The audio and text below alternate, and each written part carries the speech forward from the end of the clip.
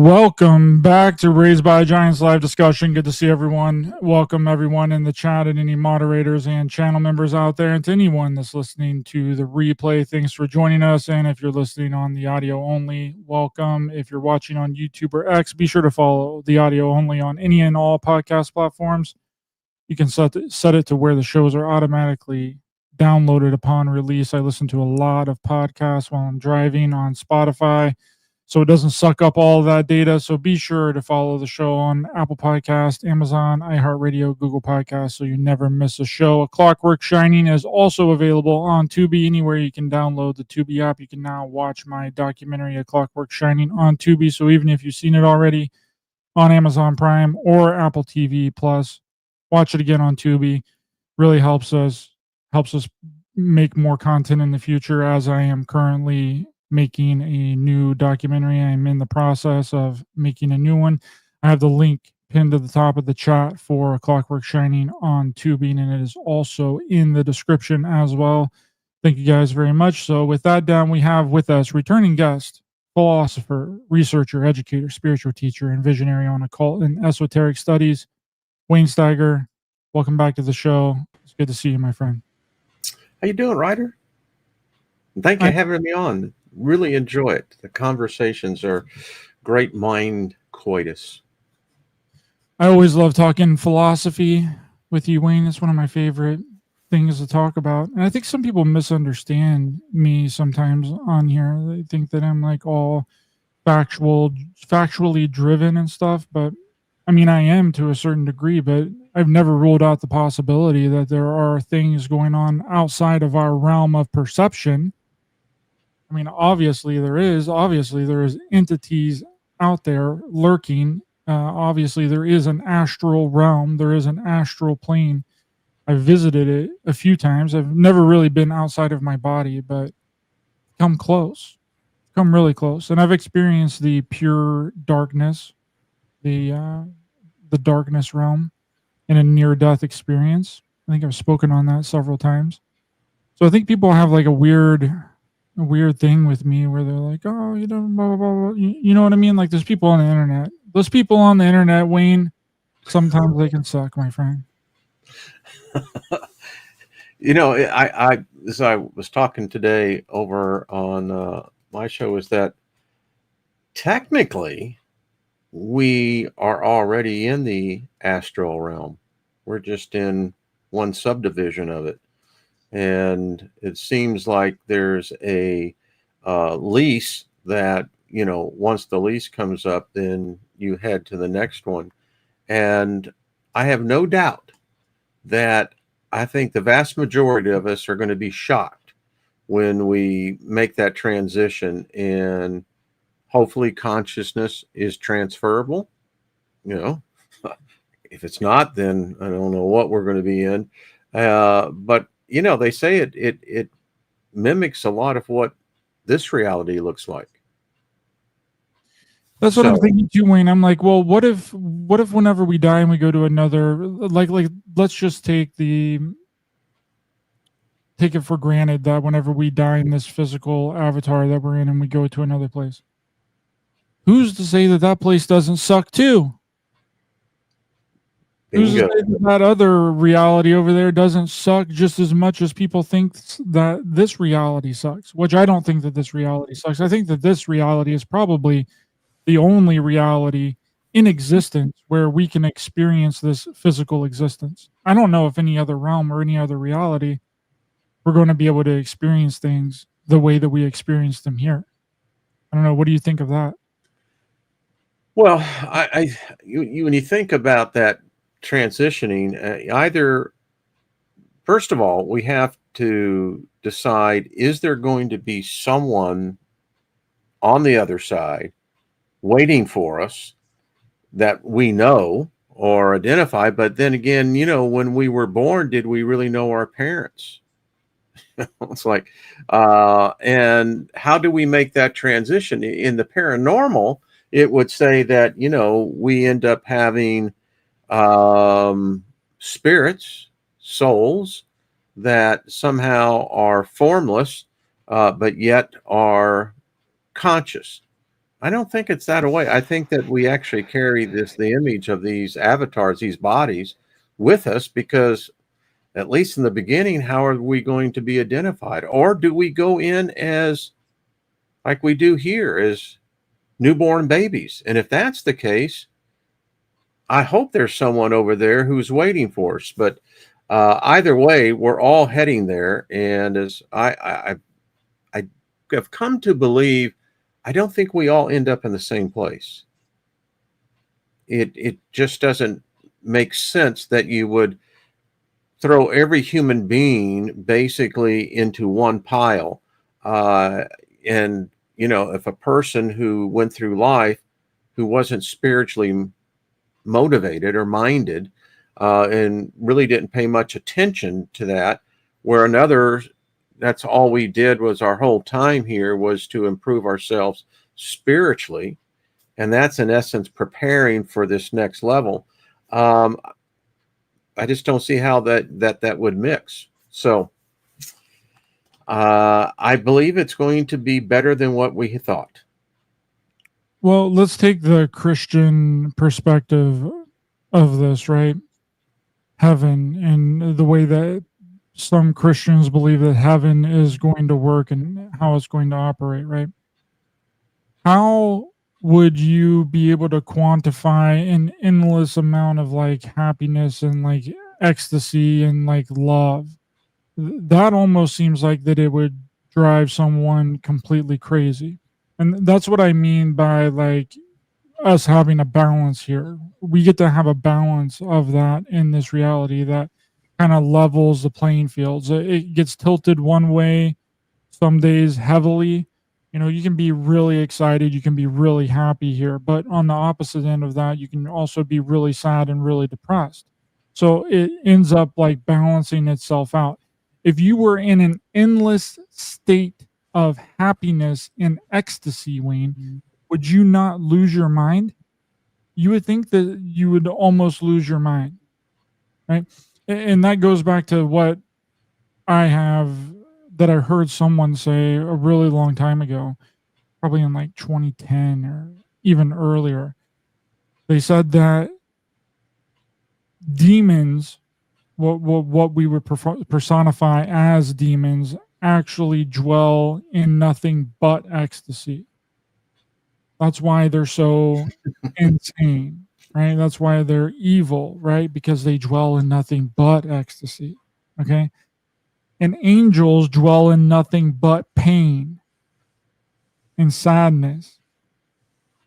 Right. So, and I thought that was really interesting. I was like, okay, well, you could probably figure out a way to manage pain and sadness, right? You would be able to quantify that in your brain, unless it's like a completely 100% just overwhelming amount of pain and sadness, then it would be really ridiculous. But being able to manage a endless amount of ecstasy, and I mean, some people take ecstasy and they lose their mind, and that's a drug that I'm saying. I just mean like an endless state of ecstasy. You would you would go. I don't understand how you would be able to handle that. So if heaven does exist or this other realm does exist, there would have to be some kind of managing of that, and you would have to have you would have to have a range of emotions. But that's what we have here. It is We what have we have. a range of emotions here. And to be, you know, technical, you know, as a Bible student, the Old Testament doesn't talk about a heaven because the Jewish belief is that they will be resurrected and they become kind of the owners of the world. That's their promise. The idea of heaven comes into the New Testament teachings, and it's really kind of strange because Paul says that there are 7 levels to heaven, implying that each one is greater than the one previous. If you believe in the book of Revelation, it states that heaven is an actual planet, city, dimensions are 1,500 miles high, 1,500 miles wide. It's a cube, and that it will physically come back here to Earth. So this whole thing of heaven for me is really bizarro. It talks about this God having his throne, which is a crystal throne on a sea of crystal.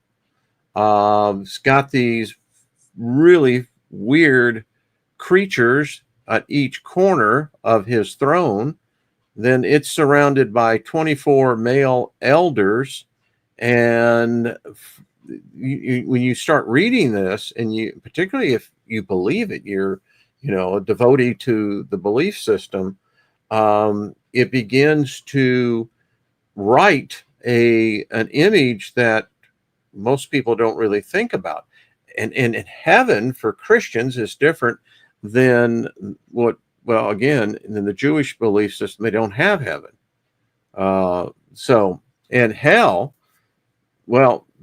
hell in our modern construct is very recent, basically 15th, 16th century. Dante's was the one who said it. The Catholic Church adapted to it and enrolled it into our reality, making us believe that there is some bizarro place where there's this pain and suffering and yada, yada, yada.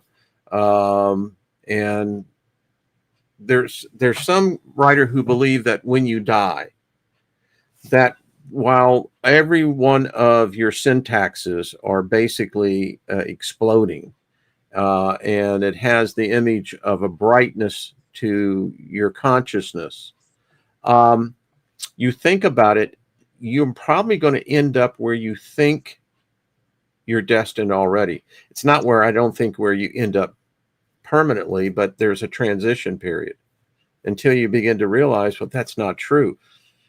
That's how I transitioned from, as a minister of the gospel in Christianity. The whole idea was the saving of your soul, not your spirit, your soul. It's all about soul collecting. And as I see heaven now, heaven would be a hell. And hell, in its construct, would almost be heaven.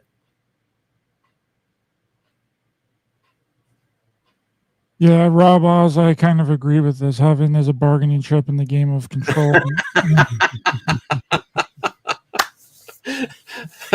I often wonder if they got a roulette table up there. It's like, all right, what's your number there? It's like, okay. But no matter how it is, I contend, I've said this on before, that our species at one time knew how to die. We had the knowledge as to how to make this transition from this realm to the next. And in some cultures, like in India, there are those who can actually still remember how to do that. I mean, you get old enough, growing old sucks. There's nothing real pleasant about growing old. So when you've had enough of your fill of this place, you're supposed to just go in and lay down and allow the spirit to go and let the body do what the body's supposed to do. But it isn't that way now. We have, my wife's in the death industry as a hospice nurse. And so she sees it all the time. And there is something we all go to. It's very, very, very plain that there is. What's interesting is how the individual handles that reality. And there are some who fight it, and they have drugs that allow for what they call a quieter transition. And then there's those who embrace it and seem to go with almost a smile on their face. Yeah, I don't really know what to exactly think of it. I mean, it seems like that what Rob Oz said is pretty accurate. I mean, if you were, let's say you were like born super rich, Wayne, like I watched a video the other day where this guy was like, he was on a podcast and he was talking and he was like, yeah, my family's super rich. I was born super rich. He was like, I don't know, 27 years old. And he was like, I've never had fast food before. I've never ate fast food before. I've never ate McDonald's. I've never ate Burger King. I've never ate anything fast food. I've always had a private chef. And that almost sounds like, to some people, that would almost be like a heaven on earth type of scenario, right? Like you don't have to worry about any of this stuff. You have all the money to take care of like all of your needs. Meanwhile, where there's, people, struggling to make a living out here and get $5 to $10 in their pocket, you know what I mean? And they have to do things to just be able to survive in this reality. That would almost be like a version of hell for them, right? So it seems like we already have these blendings of like these two realities already in this reality, and it seems like that there's this construct of this idea of heaven, this idea of, oh well, you don't like this reality, don't worry about it. It's almost like a bargaining chip for the poor and for the middle class, right? It's like, okay, well, you might not make it here, you might not have a good life here or a good reality here, but in the next one, Wayne, in the next one, everything is going to be okay, and everyone's going to love each other, and you're going to be popular, and you're going to be famous. In the next one, it almost seems like something that's like a carrot that's just dangled in front of people to make it seem like, oh well, have something to kind of live for. And I think that is a big purpose of organized religion, is to give people something to live for and something to be good for. We have to follow all of what Jesus said. We have to follow the 10 Commandments, or, we're not going to be blessed in heaven. We're not going to be able to sit at the right hand of God, blah, blah, blah, blah, blah, blah, and that's their only reason for being a good person in this reality. And I'm like, well, that's something that I caught on to very early. I was like, I don't need to follow these things to be a good person. I can just be a good person because that's what a good person is supposed to do. I don't need to be a good person for some kind of reward. Whenever people do things for a reward, it's like it almost seems like they have like ulterior motives in that, right? Very, very few people give and not expect something in return. But I've found that if you give, then you are going to get something back, regardless if that's like a good vibe. We're in this materialistic world, and we have this materialistic sense of, okay, well, if I give them something, then they're going to give me something back, or that I'm going to need something immediately in return. I've seen this happen so many times in my personal life. Like I'll put something out, right? Like I'll just leave something out that I don't need anymore. I'm getting ready to move, so I'm just going to leave a bunch of stuff out here, like on the curb, right? And I'm going to post it on some group on Facebook and be like, "Hey, come by. This is a free pile of stuff here. Come by and get it." And they normally do. It's normally gone really quickly, but I don't ever expect anything back in return. But something normally always does come back in return, right? Like I'll get something, like I'll find a $20 bill on the ground, and it doesn't even have to be anything like that. It can be like a blessing in a different kind of way. It doesn't have to be maybe an opportunity arises for me to do something. You know what I mean? The universe, when we think that the universe is kind of always conspiring in our favor, like what you say on your show all the time, Wayne, favor, put favor on you. I am favor, you are favor. Then that expands out to like everything in your reality, and you always have that favor. So therefore, you don't have to worry about getting anything back. It always just comes to you, but it comes to you in different kinds of ways that you really can't really expect. So you can't like figure out what it is. It just happens. I don't know if that makes any sense or not. Ryder, I've come to see it that there is this greater reality that we're all immersed into. But what I have discovered in my life in over 70 years is that we can create our own reality within this reality. And it's principles. My mentors growing up were people like Earl Nightingale. Zig Ziglar was another, Brian Tracy. And what I learned from those men was that you can have two individuals, both come from, let's say, a lack of education. Their families did not have money, and they would be considered socially and economically disadvantaged.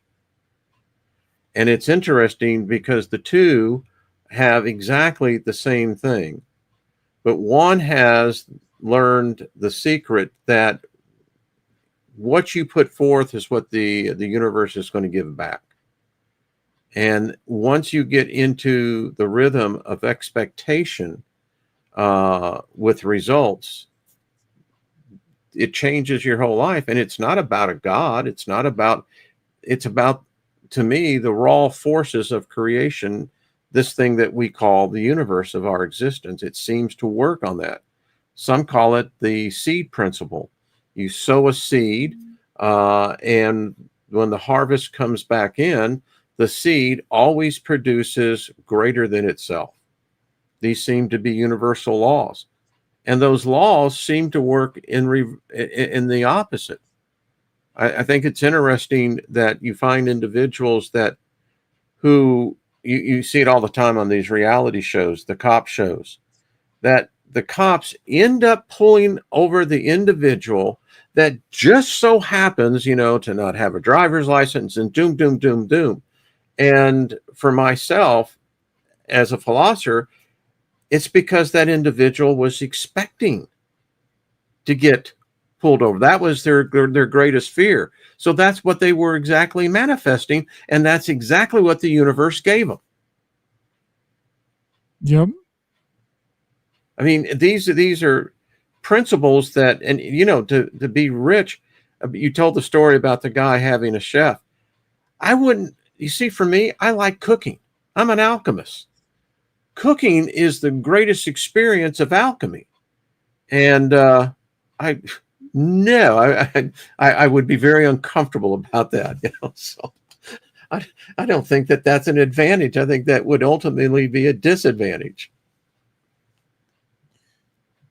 Yeah, but then too, if your circumstances didn't lead you to having to cook, would you want to cook? See, that's the whole thing about our experiences here. All of our experiences have led us and have molded and shaped our reality of what we like and what we dislike here. So if you would have been born into that situation where you didn't have to cook, would you enjoy cooking? You probably wouldn't, because you wouldn't know how to cook. That's like the whole thing here is depending on what your circumstances were growing up and what kind of environment you were in and where you were born dictates your entire life, basically. Your core beliefs. In certain ways, I mean, there are fundamental things that are very hard to shake. That I mean, this is why crime, and this is why drug addicts, and this is why alcoholics and all that stuff. It becomes like this trap, this all encompassing type of trap, and repeat offenders, because they can't see any way out of the situation that they're currently in, so then they just continue to go down this downward spiral. But as you were talking, so I come, my upbringing, my parents weren't we were poor, but I eventually, because of the abuse, I ended up awarded the state. And so one of the foster homes that I got put into was from a very wealthy family. and their customs were very foreign to me. I mean, I had to wear a white shirt and a tie. I didn't even know. I was a kid. I didn't know what a tie was. And that's how we came to have dinner. And they actually had people serving dinner. So what ended up happening, the child welfare people had to take me out of that home because it was so different for the shock of my reality, and plus what I had just come out to. And so my point is, yeah, I there is a price to be paid, and there is something, with those who are of a higher wealth, and there is a custom to it. And then there's some people just like myself. I'm just an older hippie that learned how to adapt to the system that I'd find that very uncomfortable, I think we're really adaptable. We're a really adaptable species. Like, I think that we can adapt to any kind of environment for the better or for the worse, I mean, that could be the argument of right now in our day and age. I mean, the question of our species, our whole existence is, are we going to be able to still be masters of our sovereignty, or have we surrendered that to that of our own creation? Speaking of AI, it's everywhere. It's for myself. I look back at this. You're much younger than I am. You've always had computers in one form or another in your life, right? Not in the very beginning of my life, but I think we got a computer like when I was around 9 or something like that. Okay. I can barely remember a couple of years there where we didn't have some kind of computer. So yeah, you could say my Yeah. whole life I've been around computers and cell phones. Yeah. I think the baby boomers, if you think about it, I was born a decade after the end of World War II. And you put that in perspective, and today, our reality is changing so rapidly. I mean, it makes one think that you can't help but not conclude that there seems to be a greater force at work here. And I don't know if it's good or bad. Because on one hand, you think that you have great hope, but on the other hand, you go, I don't know. I don't trust those dudes. I don't. They've lied before, and they might lie again. And I'm talking about all the way up the chain to the very religions that define who we are. You said earlier, Ryder, which was interesting, how what religion brings to humanity is civility. Without religion, you cannot make a moral decision. And I think that that's handicapped our species, much like what I think AI is doing to our species right now. As good as it seems to be, it's handicapping us in so many other ways. And I think that is what has happened to us. And to say that without religion, you have no morality. Holy crap. I mean, that says that we as a species, we can be easily manipulated because we don't have a moral compass. I really don't. I just can't accept that would be the case. But I might be wrong. Well, it's almost like, speaking of like history and stuff, like who wrote the history books before, and how are the history books going to be written in the future? Like, who is currently writing down what is happening today? I mean, yeah, we still have some newspapers and stuff, but I think newspapers are almost a thing of the past now. I don't really think that people get too many newspapers anymore. We went around to some stores whenever we moved last year, looking for newspapers to be able to pack things. Nobody in our city had any newspapers. Nowhere. So it's almost like, who is collecting all this information that's been happening for the past 20 years? And then who is going to be the disseminator of that information in 100 years? Or even in 40 years? I mean, they've already said that they're no longer backing up the internet. Google is no longer backing up the internet. Okay, so where is all of this information going to go, and how is it going to be translated into something that's like quantifiable? Which then that's whenever you bring in this AI stuff. Is AI going to be in charge of our history? Well, we can see how manipulative AI can be with anything. And how is AI getting its sources? Is AI only taking the official government sources of like what they say? Which I should have done this before, but I didn't think about it. Like with the Jeffrey Epstein files, right? I should have asked GTB or Grok before they came out and said that there is no client list, right? Just very shocking to a lot of people. It's kind of, I mean, it's not shocking that they said that it's not, that there is none, but it's shocking on another level. But I wish I would have asked Grok about them or ChatGPT about them before the official FBI and DOJ announcement that there is no Epstein client list, to see what it would have said. But I already know what it's going to say now whenever I type it in, because it's going to take all the official government sources and it's going to say, oh yeah, there is no Epstein client list. But I wonder what it would have been like, I don't know, 3 or 4 months ago when you ask it the same question.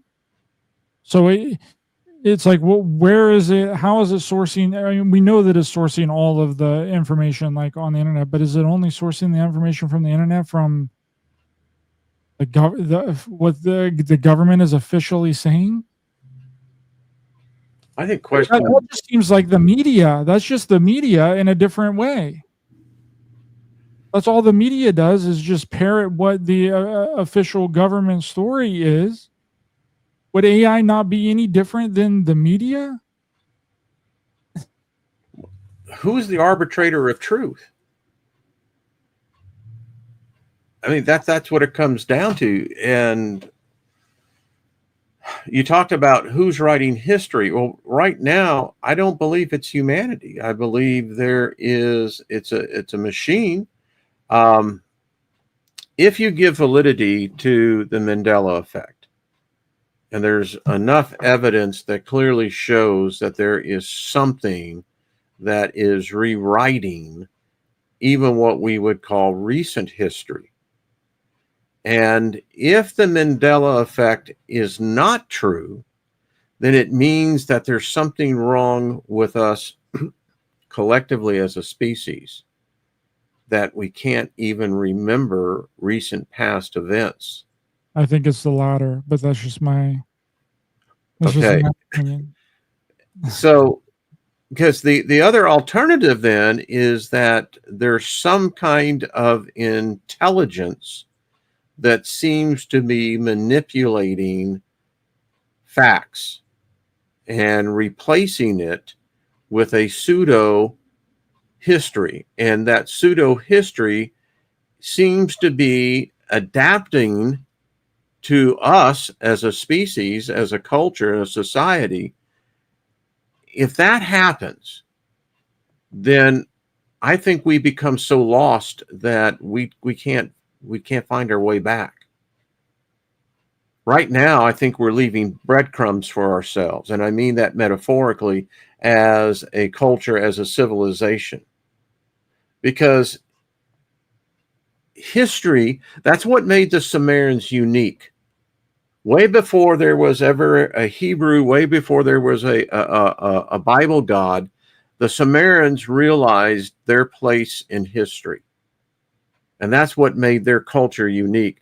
Here we find ourselves some 10,000 years later, and I think we're on the precipice of this place in history. Do we go forward with the control of what we would say being the captain in the wheelhouse, or do we put it on autopilot? it seems like we're putting it on autopilot. And I think that is when we've crossed that threshold. And again, I think the risk is we may not be able to find our way back. It may, in fact, be like THX 1138, that AI does, in fact, become God, because God knows everything. And therefore, God would be able to do a predictive analysis of what current event is, and then make a determination and a calculation as to what the probable odds of a future is, and then predict that future would be unfolding. Otherwise, I think if there's an actual physical being that is omnipotent, omnipotent, I think it went insane. Because if you, as a God, know everything that before it's ever happened, what's your purpose of existence? Because you were talking about joy, continuous. I think if you knew the future and there was no way that you could alter that, you knew exactly what are you doing then? Yeah, that's kind of the whole thing with like psychics and stuff. It's like, okay, well, you're going to tell me what's going to happen in my future. Like, what's the point of me knowing if there's literally nothing that I can do about it? If it's that would also mean that we have no free will as well. Like, if we don't have the free will to make changes in our reality and manipulate events, then that means that everything is destined to happen exactly the way that it's happened, which means that we have no free will as a species. But Firefly and the Lighthouse, all of my personal experience with Mandela Effect ended up being just by bad memory. And I agree with that, Fireflies in the Lighthouse, because I could ask anybody, hey, what did you have for dinner 3 Tuesdays ago? Nobody's going to remember. Actually, I can even take that down to an easier one. What did you do 3 Tuesdays ago? And some people would be like, okay, well, I went to work, I took a shower. I mean, like, give me a play-by-play of your day from 3 Tuesdays ago. And then tell me that you can remember something from 20 years ago. And it'd be accurate. Like, I can barely remember what I did last Tuesday.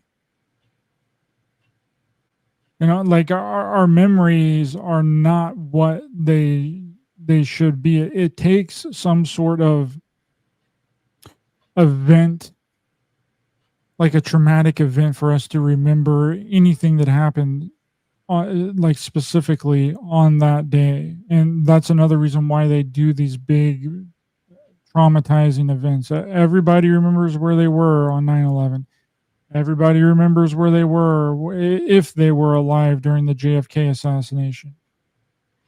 Most people remember what was going on in 2020, but I feel like that it's like a rinse and repeat type of cycle, and I feel like that they're trying to just knock out like the entire, like trying to purposefully make people forget.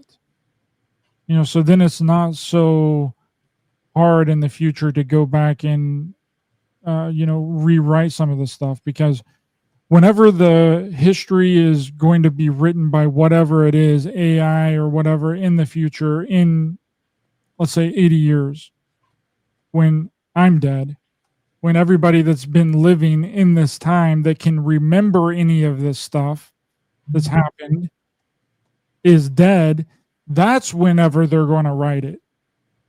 Okay, so then, just like how they wrote all that stuff, everything that happened back in the day, they wrote that in the future when nobody was around to question them of exactly what happened. Right? There's not going to be anybody alive that experienced any of this stuff that's going to be written to where they can counter it and be like, oh, that's not that didn't go down. That's not what happened. No one's going to be there to be like, okay, that's not going on the way that you said that it did. I mean, but then you got those people that do have an eidetic memory. When did the Civil War? I mean, when did we learn all about the Civil War in school? I mean, how many years before did the Civil War happen before we were learning about it? Like nobody that lived during the Civil War can stand up and say, oh, hey, that's not what happened. That's not how it went down.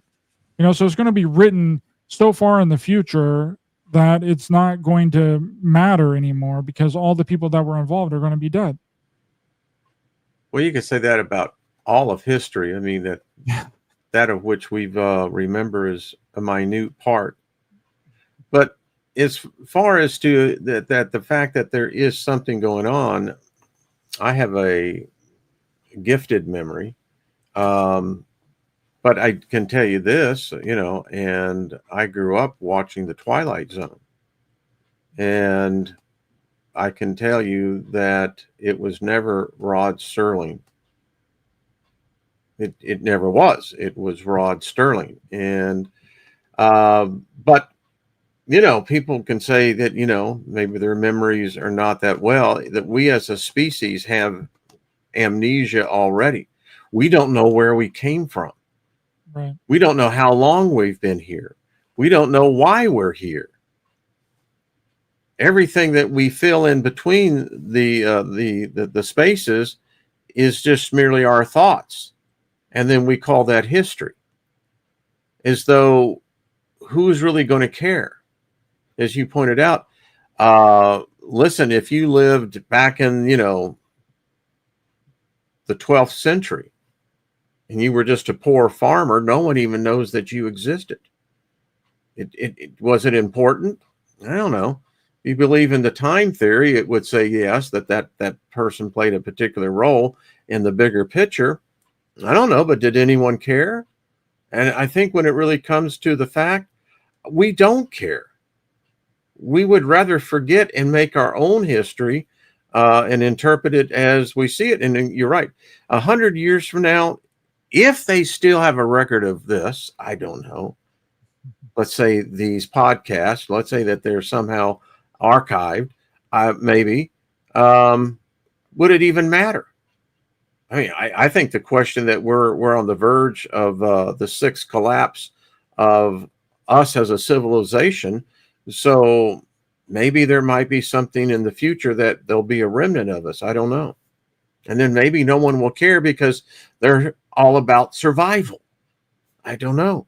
Or maybe God comes back on a horse and, kills or redeems all of us. It's I mean, that's the whole thing of like digitizing all this stuff too, is that it's easily wipeable. And it's easily manipulable as well. Yeah, I mean, all you got to do is shut down the internet. And when that happens, everything that we have done, Wayne, will be gone. The only way that anybody would even know that we did any of the stuff, that we even did this show, is if they literally remember it and remember what we said, or if they downloaded it and put it onto a hard drive, which I back everything up onto a hard drive. But I don't know if that's even going to make it. Because I don't even think that in 100 years, a hard drive is even going to be a thing. I don't even think that if someone in 100 years finds a hard drive, they're even going to know what it is. Do you think that there's a cataclysmic event that will take place in, let's say, in the next 100 years? Well, I don't know what they're going to do with all of this data. I don't know where all the information, where all the data is going to be stored. Because I read an article the other day that if we keep going on this rate with all of our data, then it's going to, I forget in how many years. Don't quote me on this, but it was something like in 20 years that we're going to have as much data stored as that's as big as the moon. Okay, so where are we putting all of this information and all of this data, and what is going to be done with it? I mean, the internet is going to eventually have to come down, and they're going to have to reboot a completely new system. And what does that mean? That means that everything that's currently on it is going to be wiped. That's what they're doing with TikTok. They're getting rid of TikTok, and they're opening up a new app that is just for the United States. A new TikTok app that is just for the United States. No other country can have access to it. It's a part of the lawsuit that happened between the government That's a data gold mine there. and TikTok. But it's like if they can do that, which I'm sure that a lot of people's TikTok profiles are probably going to be transferable over onto the new app, of course. But let's say they didn't do that. Let's say that they decided, oh, hey, you got to make a whole brand new profile. It's a new app. It's a new company. It's United States ran. You got to make a whole new all of those millions and millions of videos that are posted almost every single day on TikTok is now going to be gone. They're going to be gone. It's going to be like they never even existed. And now let's say they do that with YouTube. Let's say they do that with the entire freaking internet. All of it's easily wiped. They can wipe the entire thing with a click of a button and put up a new internet. It's no longer Google. It's freaking Schmoogle or Schmeagle. Now it's Schmeagle, not Google anymore. Right? And all that information is just gone. And it's like none of this ever happened. It can be done. And then it would be almost impossible for anybody to prove it. It would be impossible for anyone to prove that we even had this conversation unless you had the backup of it on a hard drive. But again, the hard drive thing in this technology is going to be it's going to be a relic. It's going to be just like the floppy disk are now. Nobody uses a freaking floppy disk, except apparently at the jail that Epstein was held in. They're still using like recorders from 1999. The video surveillance systems was from 1999, where a minute is cut from the videos every single day for 20 years at night. Give me a break. But the hard drive is going to be a complete thing of the past. In 100 years, someone stumbles across the hard drive. Let's say the internet's wiped. Someone stumbles across the hard drive. They're going to be like, "What the fuck is this?" Yeah. Just like if a kid that is involved with the computers and like everything now stumbled across the floppy disk, they'd be like, "What the fuck is this? How do I work it? How do I use it?" Or even a VHS tape. And how long were VHS tapes a thing? Like up into the early 2000s? What is that? Less than 20 years ago, everyone had a VHS player and a VHS tape in their home. You bring a VHS tape to a kid nowadays, they're gonna be like, "What is this? How do I play it?" There's another perspective. I mean, you see, I'm old enough that I was in the video post-production industry, and when I started in that industry, we were using 2-inch tape and analog, and I saw the industry go from analog into digital. And in every evolution of that, there is this backup. Now, I have a different perspective. You see, I don't think they'll ever take it down. I think that it's probably much like Musk's vision that the internet will eventually morph into the neural net, where they're all plugged into it, and the data becomes the juice. Right now, our data is being marketed, dissected, and categorized 14 different ways from Sunday. And there are data brokers out there right now taking this conversation, looking at our profile, and making decisions. I don't think that's ever going, unless there's just a great cataclysm, I don't see that aspect ever leaving, because the machine needs the data. And as far as backup is concerned, I mean, these data centers that they're building down in, where is it? Abilene? It's either Abilene or Odessa. Million square feet buildings that are just going to be data centers. So I don't know when I don't believe that they've stopped backing things up. I just don't, they might have, but I maybe, I don't know. There is the whole economy is built around data. And the more data I have on you, if I begin to see that you have changes in preferences, well, then that becomes a big deal because I can broker that out to, 1,500 different companies. But that's just another perspective. That's all. I think that I don't think that I think we're so far across the line, Ryder. I think that the internet or a form of it will always be with us. Oh, I think that it will too. But the only, I mean, I guess that they can get rid of things on like the back end, like get rid of like old stuff. I mean, that's already happened. Now, certain things that you remembered from, I don't know, 10 years ago that you want to try and look up and find the article, it's impossible to find now. Like certain things, like it's just not there anymore. It's funny. I'll tell you a story that, so I was in the video duplication industry. I worked for the largest domestic video duplicator back in the day. And every year in July, there was the show called VSDA, Video Software Dealers Association. My point is, do you know which industry drove our technology that we use today? If you gave me a minute, I could probably think, but go ahead and tell me. No, I do not. Porn industry. Mm. If we, you know who decided VHS? The adult industry. They would not go to beta because beta was, and get this, beta was about 7 cents more expensive per cassette. So when the VHS began to have its limitations, the porn industry was the first one that actually made the CD actually viable.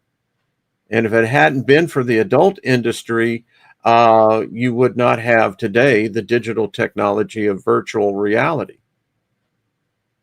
The porn industry was testing that 20 years ago.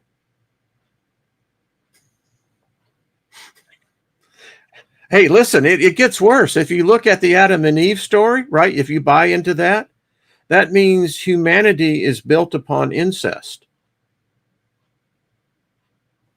I mean, so, that's why we're a species without a memory. Now, I have a theory that, like part of our history has been removed, the time that the giants actually ruled this planet. And I think that we were the food source for those giants. And I think that traumatized us as a species because they herded us and they actually ate us. Just my hypothesis. But anyway, that's an actual fact, right? That's how the technology, because each year we would come out and the adult industry had the biggest exhibit within the whole convention. And it was a big convention. All the studios were there. It was a big deal back in the day. Wow. Yeah, that makes a lot of sense. And now like porn has just been like digitized and it's like porn is the number one viewed internet every single hour. Porn usage is up around the world, and it dominates the internet. Didn't Elon Musk recently put Starlink out to a country that previously didn't have internet and all they would do is watch porn all day? Yeah, I'm sure that's a real story. It's true. It's the old adage. That's why God didn't give men breast, because we stayed home and played with them all day. Nothing would get done. So, but anyway, we'll keep it. We'll keep it PG. But well, I mean, it all comes down to money, right? And the porn. It does. It absolutely does. And here's an interesting thing. I served on a lot of boards, so there's a morality clause in many of these corporate. If you're serving a board or C-level exec, and it's so interesting because as the guys back in the tech department will tell you, No matter how many filters that you try to put in, it's amazing how the employees will find ways around it. It's the truth. Yeah, I think the rules are meant to be broken, but then we have like this whole, I think we're like fostering this society of like robots and people that just go along with whatever that it is that they're supposed to do. I think I told this story recently, but I went into a Wendy's that was connected to a gas station around 3 months ago when we were traveling. And I just wanted a Frosty because I do my best not to eat any fast food. Haha. Because, you know, all the garbage and nonsense that's inside of it is just not healthy for you. And, but I wanted a Frosty. So I walked into the gas station, walked over to the Wendy's that was connected to it. One guy was working there. He came out and he was like, we're closed for ordering inside of the store. And I was like, well, what do you mean you're closed for ordering inside of the store? You're here and you're like working. And he was like, oh, we're only doing DoorDash and Uber Eats. I said, okay, well, all I want is like a Frosty, bro. It's like $1.20 or whatever. It used to be 99 cents. I don't know if it's 99 cents. That's how long I haven't had a Frosty. But I was like, it's like $1, dude. And I was like, I have cash. Like, I'm just going to give you this $1. You go back to the Frosty machine, take 2 seconds and put the Frosty inside of the thing and give it to me. And he was like, no, I can't do it. I was like, what do you mean you can't do it? Like, one, you could probably just give it to me. And if you didn't want to just give it to me, I mean, what's $1.20, whatever. If you didn't want to give it to me, then take the money and then put it into the register whenever you can do it. Whenever you're not doing to-go orders or whatever. Like, people don't think like outside of the box. Like, if I was working at that Wendy's, I would have just given the person the freaking Frosty. Like, I'm the only person that's up in here. Like, what are they going to? They're really going to fire you over a $1.20 Frosty, bro? Did you ever see the movie Office Space? The two Bobs would say, that guy has upper management written all over him. Did you ever get your Frosty? No, I didn't get the Frosty. You wouldn't give me the Frosty. I was like, yeah. And they, by the way, these are the people that are going to take care of you when you become much further down the line, Ryder. Like, it's like they don't want to like bend the rules at all or like do things that they're not supposed to do because they're like, no, those are the type that will follow AI to the very end. There you go. That's a great explanation. They don't have to think about it. The decision is made for them. How much more easier do you want it? You don't have to even think anymore. I'll think for you. I'll remember for you. I'll recommend for you. Hell, I'll even choose for you. And they're signing up by the millions. And I'll be in an AI relationship with you. You know, it gets really scary, you know, the fact that I see people talking to, you know, Gork and the other GP platforms. And this is, as a futurist, this is how what I see is unfolding. We're teaching them how to eventually destroy us. I mean, when you begin to get into now where you have AI programs becoming your personal psychiatrist, your personal counselor, your personal mentor. I mean, yeah, this is some weird stuff because it's do we lead to the full integration of the robot revolution? I mean, look in Japan. Japan has the problem right now that the younger generation who should be dating and intermixing are now finding, particularly with the males, they are literally marrying their robots. Yeah, and I don't know if this would have been so prevalent if we didn't have that event in 2020. It seems like it's a simultaneous like rollout that it's been a part of. They free jacked us. That's what they did. You have you heard that term? Did you see the movie Free Jack? Emilio Estevez was in it. Mick Jagger was in it. Rene Russo. Anyway, Anthony Hopkins was in it as well. I think they free jacked us in that when this thing happened, that it literally moved the space time, and it jacked with us as a species. And yeah. I mean, I'm convinced that a lot of this stuff would not be prevalent or gotten away with or be as popular as it is if like that event did not take place. All I know in my generation, Ryder, I have seen when I was coming up in the ranks in marketing and sales, I could remember 200 phone numbers. Not a problem. I had a Rolodex in my head along with one that sat on my desk.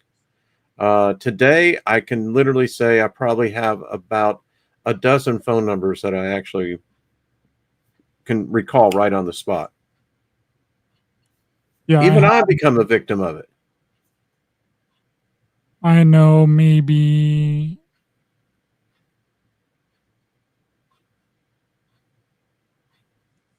five phone numbers that I can think of off of the top of my head, and two of them like aren't connected to anything anymore. And that's taken place in a period of less than 35, 40 years. And it's changed. I know some people can't even remember their own phone number.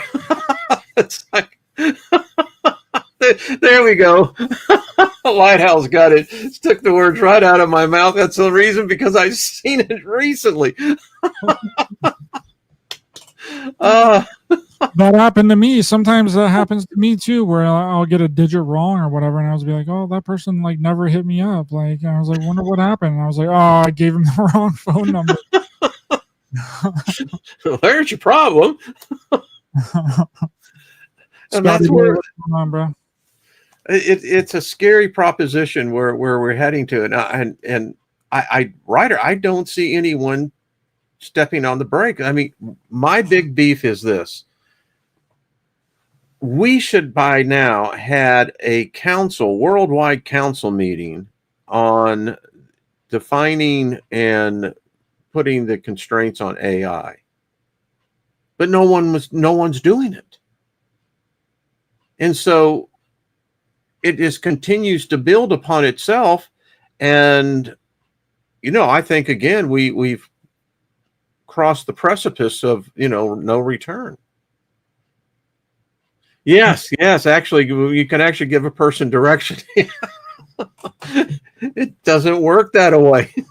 I had a guy do this to me the other day, and he was like, "You get on I-80 and you take the first left, and then the first right." It was like he was speaking a foreign language. I was like, "What are you talking about, dude? I have no idea what you just said." And he went on for like 2 or 3 minutes. I was like, "I don't know, bro."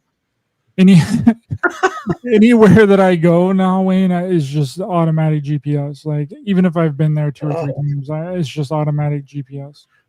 We're so screwed if it ever goes down. I know I am, and I'm the first to admit it. Like I only know how to get to my immediate vicinity and like some few other places around. I don't know. It's getting weird. It's definitely getting weird out there, and I think the technology is definitely going to. I don't know if it's going to help us, hurt us, but it seems like it's in a hurting phase at the moment, because I don't even know anybody that doesn't have a cell phone. I don't know people that walk out of their house without a cell phone. No, that doesn't happen. I mean, I hitchhiked across the United States just using a map. We actually had to read the map, and it's like, anyway, that was a long time ago. See, that was in a different reality. That reality doesn't exist anymore. It doesn't, Wayne, and thanks for coming on today. Really appreciate it. It was Ryder, it's always fun, brother. I tell you, got to have you back over on my channel as well. It's a delight. I'm honored, my friend, all the time. Thank you very much. And can you let people know where to find you online? Plug your YouTube channel. I got it in the description, but just let people know where to find you. Yeah, by the way, that picture you found, that was I was at WGN Chicago being interviewed. That's where that picture was taken at. I thought that I would switch it up because I've used the same one for you for. I looked at that and I went, yeah. I had the freaking flu when that picture was taken. You're looking good, looking good. How long ago was that? Man, that was back 2012. Oh, that's not that long ago. It doesn't look like you aged a day. You look the same as you did before, brother. It's in the blood, man. It's in the blood. Immortal. R. Wayne Steiger, y'all. That's really the only place I'm really at. So yeah, over on YouTube. Yeah. Awesome. I highly recommend Wayne's channel. If you're not subscribed, then what are you doing? What are you doing? The link is in the description. Thanks everyone for being here. Really appreciate it. Please be sure to hit the thumbs up button to help the channel in the algorithm. Share, subscribe, hit the bell icon as well for notifications. And we'll see you guys next time. Bye-bye.